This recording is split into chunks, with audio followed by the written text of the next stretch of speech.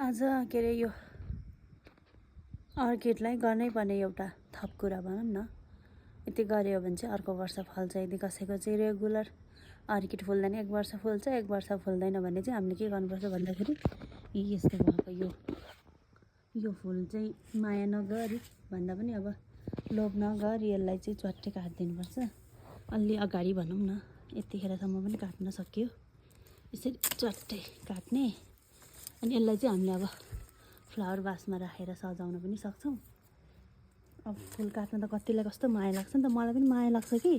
तर यो अर्किड चाहिँ अब अर्को वर्ष फेरि फुल्दैन नि त नत्र।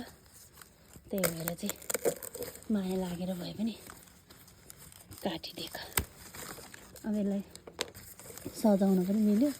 लामो समयसम्म राख्दाखेरि चाहिँ अर्को वर्ष चाहिँ फुल्दैन रहेछ क्या।